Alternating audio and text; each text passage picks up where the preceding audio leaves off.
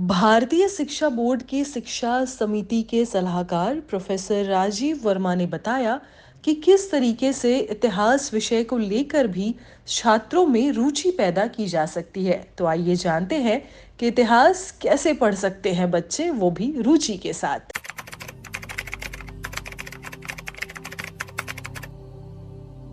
मैं एक ही चीज़ कहना चाहूँगा आप लोगों को, जब हम इतिहास के बारे में बात करते हैं तो इतिहास विषय बहुत ही व्यापक है और इतिहास हमेशा ही सार्थक रहा है। यह विषय हमेशा ही सार्थक है।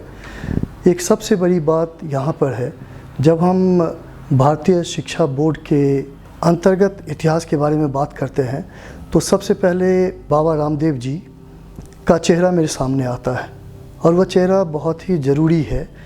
भारतीय इतिहास या भारतीय शिक्षा बोर्ड के इतिहास के बारे में अगर हम उद्देश्य को जानने की कोशिश करें तो हमें उनका उद्देश्य जानना पड़ेगा। सबसे बड़ी बात यह है, जो इतिहास में हमेशा ही कुछ परिपाटियाँ रही हैं और इतिहास लेखन में भी अनेक तरह की शाखाएं हैं।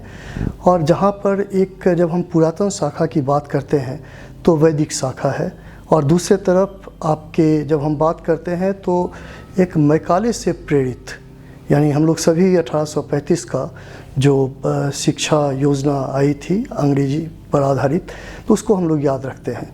और जब वैदिक शिक्षा के बारे में बात करते हैं तो दयानंद सरस्वती जी को हम याद करते हैं। बाबा रामदेव जी ने इन दोनों को एक तरह से पास में लाने की कोशिश की, दोनों का समन्वय करने की कोशिश की और जिसका परिणाम है भारतीय शिक्षा बोर्ड।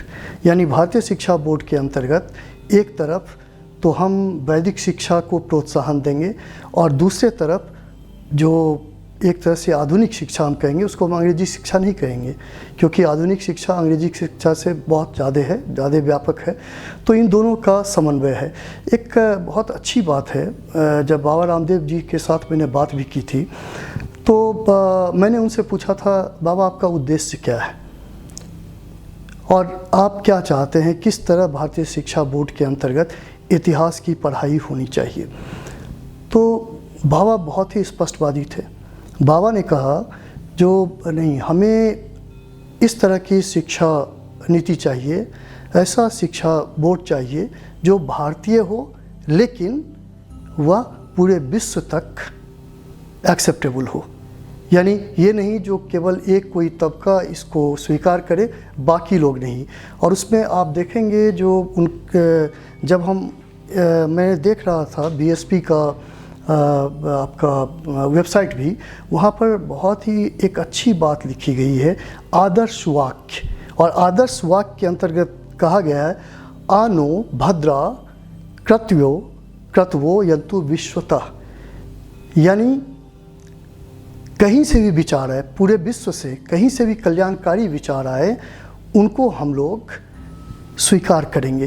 तो भारतीय शिक्षा बोर्ड केंद्र में भारतीयता है, यानी जो भारतीय चीज़ें हैं वो है, लेकिन वह ऐसे विचार हैं जो पूरे विश्व में के संदर्भ में रेलिवेंट रहेंगे और सभी लोग उसको स्वीकारेंगे। तो यह भारतीय शिक्षा बोर्ड का उद्देश्य है। इसके अंतर्गत मैं कुछ और भी कहना चाहूँगा, क्योंकि भारतीय शिक्षा बोर्ड का पूरा इतिहास का सिलेबस मैंने ही बनाया है और फिर मेरे साथ जेएनयू के प्रोफेसर्स जुड़े रहे हैं। तो हम सबों ने मिलकर कोशिश की है जो सिलेबस को, जो बाबा का उद्देश्य था, उसको पूरा करें हम लोग। और साथ में आपको सैनी जी हैं जिनसे बार बार हमें सुझाव भी मिलता रहा, विचार विमर्श भी होता रहा। और एनपी सिंह जी तो इसके आप केंद्र में ही हैं, तो उनके साथ भी बहुत बार हमारे डिस्कशंस हुए हैं। और उसमें मेन चीज़ यही है, भारतीय शिक्षा बोर्ड यानी अभी तक जो सीबीएसई पैटर्न पे शिक्षा प्रणाली हमारी चल रही थी, तो यह उसका विकल्प है। और यह भारतीय शिक्षा बोर्ड स्वदेशी शिक्षा बोर्ड है, यानी इसके माध्यम से हम लोग एक तरह से शिक्षा का इस तरह से प्रचार प्रसार करना चाहते हैं जहाँ पर स्वदेशी वह ज़्यादा प्रबल हो। और इतिहास मैं आपको बता दूं, चाहे वह प्राचीन काल हो, चाहे मध्यकाल हो, चाहे आधुनिक काल हो, इन सबको जोड़ने की एक कड़ी है। यानी अतीत को वर्तमान से और भविष्य से जो जोड़ने की बात की जा रही है, उसमें अगर हम भारत को केंद्र में रखकर जोड़ने की कोशिश करें तो एक नया इतिहास जरूर बनेगा भारतीय शिक्षा बोर्ड के अंतर्गत, और यह सभी लोगों को स्वीकार्य होगा। देखिए, इतिहास के बारे में एक गलत धारणा है। ठीक है, ये सामाजिक विषय है, ऐसे विषयों से जुड़ा हुआ है जहाँ पे वस्तुनिष्ठता का बहुत बार अभाव होता है। लेकिन आप देखिए, विज्ञान है तो दूसरी तरफ सामाजिक विज्ञान है, तो इतिहास भी सामाजिक विज्ञान है, यानी उसमें भी वस्तुनिष्ठता की तलाश की जा सकती है। और जब हम इतिहास के स्रोतों को देखते हैं तो एक तरफ साहित्यिक स्रोत है और दूसरे तरफ आपके जैसे मान लीजिए आर्कियोलॉजिकल सोर्स है। अब आर्कियोलॉजिकल सोर्स में आप देखिए तो हमारे पास बहुत सारे वैज्ञानिक चीज़ें उपलब्ध हैं अध्ययन के लिए। जैसे हम लोग सभी रेडियो कार्बन डेटिंग के बारे में जानते हैं, हम लोग साथ ही थर्मोल्यूमिनेसेंस है वह भी जानते हैं, हम लोग इसके अलावा जैसे पोटासियम आर्गन विधि है, या इसके अलावा साथ ही साथ यूरेनियम विधि है, उसे भी जानते हैं।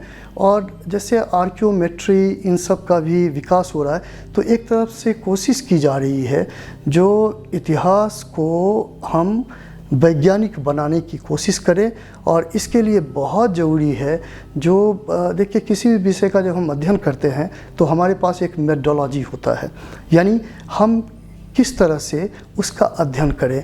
और जब हम इतिहास के बारे में बात करते हैं तो सबसे महत्वपूर्ण है स्रोत। और अगर हम स्रोतों का वैज्ञानिक ढंग से अध्ययन करें तो ऐसा नहीं है जो इतिहास में वस्तुनिष्ठता नहीं होगी, यानी इतिहास में भी ऑब्जेक्टिविटी की जा सकती है। हमें थोड़ा सा तार्किक ढंग से उसको पढ़ना पड़ेगा, और हमें एक चीज़ तो एकदम भूल जाना चाहिए जो पहले हम लोग सुना करते थे, जो इतिहास जो है बस रटने की बात है और फिर भूलने की बात है। नहीं, इतिहास उससे काफ़ी आगे निकल गया है। और क्यों निकल गया है? क्योंकि इतिहास यानी इतिहास आप हैं, इतिहास हम हैं, इतिहास हमारा क्षेत्र है, इतिहास हमारा राज्य है, इतिहास हमारा देश है, और इतिहास विश्व है। तो जब ये सब इतिहास के विषय हैं तो ऐसे में हम कैसे कह सकते हैं जो इतिहास वैज्ञानिक नहीं है, उस पर भी वैज्ञानिक शोध की पूरी संभावना है। और भारतीय शिक्षा बोर्ड के अंतर्गत जिस तरह का मतलब सिलेबस तैयार किया गया है, उसमें आप देखेंगे, मैं थोड़े देर के बाद में उसके बारे में बात करूँगा, उसमें आप देखेंगे जो ऐसी बातों को हम हाईलाइट कर रहे इतिहास में, जो एक तरह से जो पहले इतिहास में पढ़ाया जा रहा था उसको हम लोगों ने थोड़ा सा अलग करने की चेष्टा की है। जहाँ पर एक तरफ अगर वैदिक अध्ययन है तो दूसरे तरफ वैज्ञानिक अध्ययन भी है, आधुनिक अध्ययन भी है। यानी हम भारतीय शिक्षा बोर्ड के इतिहास को पढ़ने के बाद अपने आप को एक वैश्विक मानव के रूप में देखेंगे। भारतीय मानव तो हम रहेंगे ही केंद्र में, लेकिन हम एक वैश्विक मानव के रूप में रहेंगे। तो भारतीय इतिहास शिक्षा बोर्ड की यह सबसे बड़ी सफलता है, जहाँ पर वैदिक और दूसरे तरफ वैश्विक आधुनिक शिक्षा का समावेश है।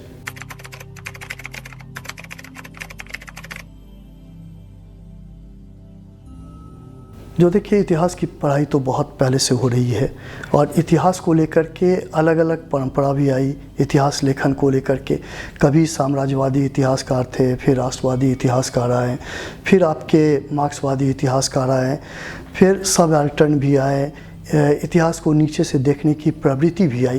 ये सारी चीज़ें हैं जिन्होंने इतिहास को कहीं ना कहीं एक तरह से समृद्ध बनाया है।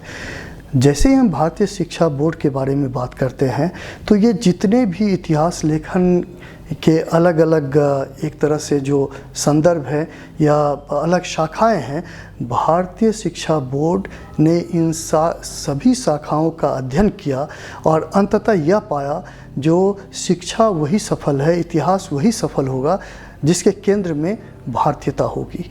यानी भारतीय इतिहास, उसमें मैं एक छोटा सा एग्जाम्पल आपको क्लास 6 से दे रहा हूँ, क्योंकि क्लास 6 से लेकर क्लास 12 तक के सिलेबस हमने तैयार किए हैं। उसमें आप छोटी सी बात देखिए, इंट्रोडक्शन हिस्ट्री, यानी कोई भी बच्चा अगर इतिहास पढ़ता है तो मैं तो पिछले 35 सालों से दिल्ली यूनिवर्सिटी में पढ़ा रहा हूँ इतिहास विषय को, और मैं अभी भी देखता हूँ जैसे बच्चे ग्रेजुएशन में आते हैं उनको बहुत ज़्यादा जैसे इतिहास में कालक्रम है या ये सारी चीज़ें बहुत ज़्यादा जानकारी नहीं होती। हम लोगों ने कोशिश की है, भारतीय शिक्षा बोर्ड ने, जो पहले से ही कालक्रम और मानचित्र, इन सबों विद्यार्थी कोई भी चीज़ पढ़े वह एक वैज्ञानिक ढंग से पढ़े। और दूसरी बात देखिए, सिंधु सभ्यता, हड़प्पा सभ्यता, जैसे ही हम हड़प्पा सिंधु सभ्यता कहते हैं तो सीधे हमारा दिमाग कहाँ चला जाता है?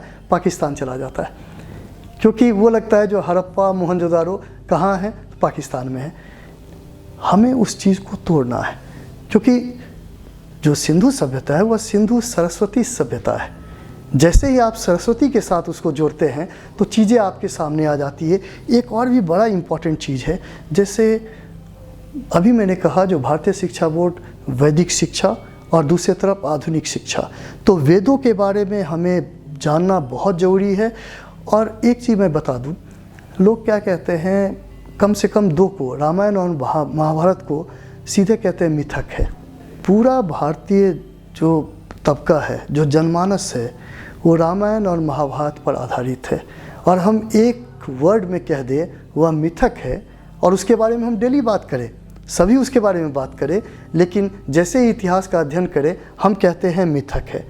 इसके अलावा भारतीय शिक्षा बोर्ड पे देखिए एक और भी चीज़ें हैं, जैसे मान लीजिए उपनिषद है। उपनिषद के बारे में अभी तक इतिहास में बहुत ज़्यादा, मतलब उपनिषद है सिलेबस में, पढ़ाया नहीं गया है ठीक से। और उपनिषद बहुत ही महत्वपूर्ण है। अगर हम जैन धर्म और बौद्ध धर्म के बारे में बात करते हैं तो साथ ही साथ उपनिषद के बारे में भी बात करना, तो उससे क्या होता है, जो आपको बहुत तरह के उपनिषद पर भी आधारित बहुत तरह के, मतलब जो एक तरह से डिवोशनल मार्ग है, भक्ति मार्ग, कर्म मार्ग, ज्ञान मार्ग, इन सबों को हमें स्टूडेंट के सामने लाना बहुत ज़रूरी है। और एक चीज़ मैं आपको और भी बता दूं, देखिए इतिहास में बहुत ज़्यादा आक्रमण और इन सब के बारे में बात करते हैं, लेकिन भारतीय शिक्षा बोर्ड समन्वयता पे, एसिमिलेशन पे बहुत ध्यान देगा। अगर हमारे पास साम्राज्य है तो हमारे पास गणराज्य है। ये बहुत बड़ी बात है। जो आप देखिए 6th क्लास का बच्चा अगर ये समझता है, जो एक तरह से रिपब्लिक, उसे तो लगता है रिपब्लिक के बारे में बात करते हैं तो सीधे वो भारत के बाहर चला जाता है। लेकिन अगर उसको 6th क्लास के में ही पता चल जाए जो हमारे पास गणराज्य था और वह भी 6th सेंचुरी BC में, वो बहुत बड़ी बात है। और एक चीज़ मैं और कहना चाहता हूँ, क्योंकि हम इतिहास का सिलेबस मैंने दिल्ली यूनिवर्सिटी में बहुत सारा बनाया हुआ है, ग्रेजुएशन लेवल पे और दूसरे जगह भी। भारतीय शिक्षा बोर्ड का जब हमने इसका सिलेबस बनाया तो वहाँ कुछ चीज़ें ऐसी जो हमारे दिमाग में हमेशा रहती थी, लेकिन हम बच्चों को नहीं बता पाते थे, पढ़ा पाते थे। जैसे आप देखिए थिंकर्स एंड फिलोसफर्स है, क्योंकि हम लोग सभी जानते हैं जो आज हमारा इतिहास समृद्ध है, या भारतीय संस्कृति समृद्ध है, भारतीय राजनीति समृद्ध है, या भारतीय अर्थव्यवस्था, जो भी आप कहेंगे, सामाजिक व्यवस्था, अगर सभी समृद्ध है, साहित्य समृद्ध है, धर्म समृद्ध है, तो इन सब के पीछे किनका योगदान है? तो हमने 6th क्लास में ही आपको जैसे वेद व्यास के बारे में बच्चे जाने, ये हमने कोशिश की है। गार्गी के बारे में जानने की कोशिश की है, या इसके अलावा याज्ञवल्क्य के बारे में, मैत्रेयी भी है आपको, पतंजलि योग सूत्र, जैसे अभी हम लोग भारतीय शिक्षा बोर्ड, यह तो पतंजलि योगपीठ का एक बहुत बड़ा योगदान है। यह केवल मतलब भारत के लिए ही योगदान नहीं है स्कूली शिक्षा में, बल्कि यह योगदान जो है पूरे विश्व के लिए है। और इसके अलावा आचार्य कनाड, अब एटॉमिक एनर्जी इतनी बड़ी बात है, हम एटम्स के बारे में बात करते हैं, आचार्य कनाड के बारे में बात नहीं कर पाते हैं। आर्यभट्ट है, आदि शंकराचार्य है। आप सोचिए 6th क्लास के का बच्चा इन सब के बारे में जानेगा, जैसे ही इन सब के बारे में जानेगा वह अपने आप गौरवान्वित होगा और वह लगेगा जो मैं भारतीय हूँ, क्योंकि मैं उस भारतीय ज्ञान परंपरा का भाग हूँ, जो कि बहुत समृद्ध है, लेकिन हमें ठीक से उसको पढ़ाया नहीं गया, उसके बारे में ठीक से जानकारी नहीं दी गई है। तो आज जब भारतीय शिक्षा बोर्ड के अंतर्गत बाबा रामदेव के नेतृत्व में, क्योंकि उन्होंने कहा मैं तो ग्लोबल एम्बेसडर हूँ भारतीय शिक्षा बोर्ड का, उनके दिमाग में ही था, जो हम इसको मस्तिष्क में था, जो हम इसको भारत से लेकर के पूरे विश्व तक, ये भारतीयता जो है यह केवल भारत तक सीमित नहीं है। जो भारतीय शिक्षा बोर्ड है वह यहाँ पर तो होगा ही, भारत में तो होगा ही, और साथ ही भारत के बाहर भी पूरे विश्व में जो भी भारतीय हैं, जब वह इस इतिहास के विषय को पढ़ेंगे वह बहुत ही गौरवान्वित महसूस करेंगे।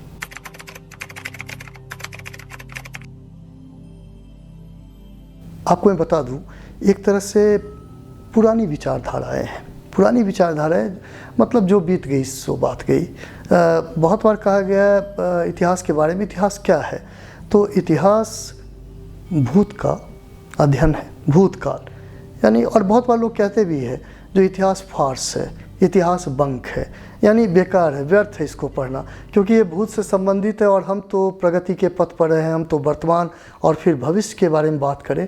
मुझे याद है एक बहुत ही पुराने इतिहासकार हैं E.H. कार, उन्होंने एक किताब लिखी थी व्हाट इज़ हिस्ट्री, इतिहास क्या है, हिंदी में भी है वह, इंग्लिश में भी है। बड़ी अच्छी बात उन्होंने कही। उन्होंने कहा जो इतिहास में कोई भूत नहीं है, इतिहास जो है अनवरत है, इतिहास में निरंतरता है। और क्यों इतिहास में निरंतरता है? उन्होंने कहा मान लीजिए इतिहास क्या एक संवाद है, संवाद किसके बीच में है? तो एक तरफ इतिहासकार है और दूसरे तरफ सामने साक्ष्य है। तो साक्ष्य को देख करके आपको मैं बता दूं, 100 वर्षों पहले किसी इतिहासकार ने किसी साक्ष्य को देखकर जो इतिहास लिखा, 100 वर्षों के बाद मैं अगर उसको लिखने जा रहा हूँ तो मैंने दूसरे ढंग से उस साक्ष्य को देखा। तो इतिहास में ये बहुत अधिक आपको चीज़ें हैं। और इसके अलावा अगर हम इतिहास के बारे में देखें, उन्होंने कार साहब ने ये भी कहा, जो जब हम इतिहास को पढ़ते हैं तो वह एक डायलॉग है बिटवीन पास्ट एंड प्रेजेंट, यानी भूत और वर्तमान के बीच। और जैसे ही भूत और वर्तमान के बारे में हम जानने लगते हैं तो इसका अर्थ है हम भविष्य के बारे में बहुत सारी बातें कह सकते हैं। और मैं तो आपको कहना चाहूँगा, जो देखिए इतिहास का अध्ययन आज के संदर्भ में बहुत ज़रूरी हो गया है। आज का समय जो है वह एक तरह से समझिए, कहा भी, सरकार ने भी कहा है, अमृतकाल का समय है, नंबर 1। नंबर दूसरी बात, नई शिक्षा नीति 2020 आई है और इन सब का उद्देश्य है, वह है एक तरह से जो एक तो सर्व शिक्षा और दूसरा है सर्व शिक्षा का आधार क्या होगा, तो वह होगी भारतीयता, यानी सबके केंद्र में भारतीयता होगी। और बाबा रामदेव जी ने उस जो नई शिक्षा नीति है उसके उद्देश्यों को पूरा करने के लिए भारतीय शिक्षा योजना है, उसको उन्होंने विकसित किया। बहुत दिनों से, मुझे ध्यान है शायद 1915 से ही ये इस मार्ग में अग्रसर थे और चेष्टा उनकी थी जो किस तरह से ये फलीभूत हो। और हमारे प्रधानमंत्री जी के नेतृत्व में सरकार ने इसको स्वीकृति दी और भारतीय शिक्षा बोर्ड अब हम सबों के सामने है। और हम लोग यह भी जानते हैं जो इसमें इतिहास बहुत महत्वपूर्ण है। क्यों इतिहास महत्वपूर्ण है, मैं 3-4 आपको बस वस्तुनिष्ठ ढंग से बात कर रहा हूँ। एक तो जैसे ही आप इतिहास पढ़ते हैं, वह है हम क्या हैं और कौन है, ये जानना बहुत ज़रूरी है किसी भी देश के विकास के लिए।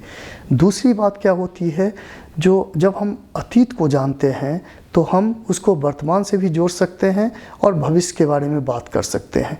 यह दूसरी महत्वपूर्ण बात हो गई।